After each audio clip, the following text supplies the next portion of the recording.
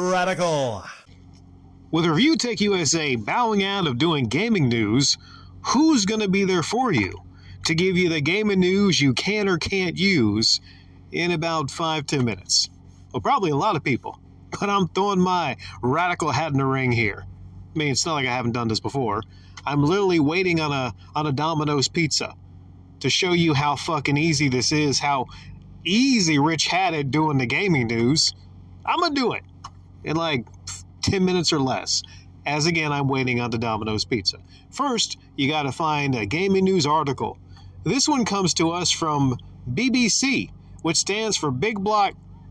Wait a second, that's not what it is. This one is going to be about China. China, which is actually the biggest online gaming destination in the world. Something like that. I didn't know. I thought it was America. But China, China beat us on that. But it was so bad. What was so bad was the online betting and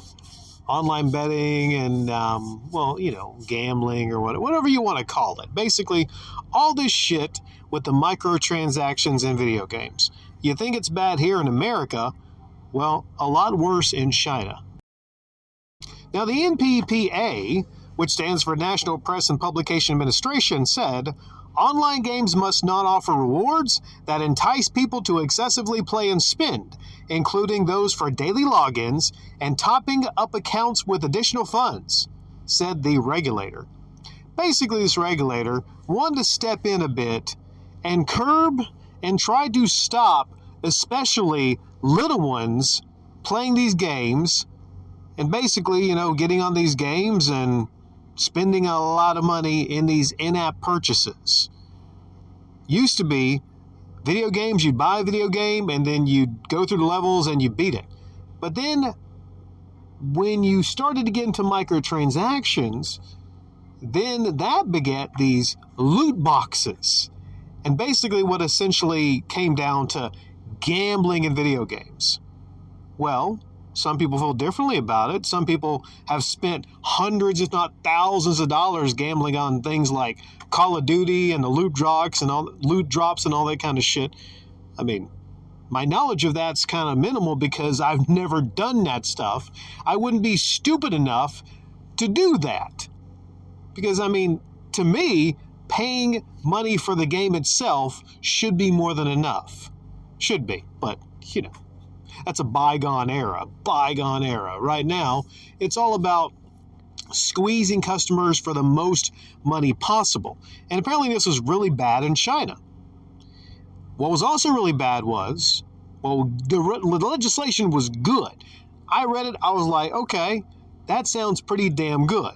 If the goal of this legislation would be to curb the little ones and just anybody that had excessive gambling personalities from trying to do this in games, call me old-fashioned, but I don't think video games should be about all this online gambling and these fucking loot boxes.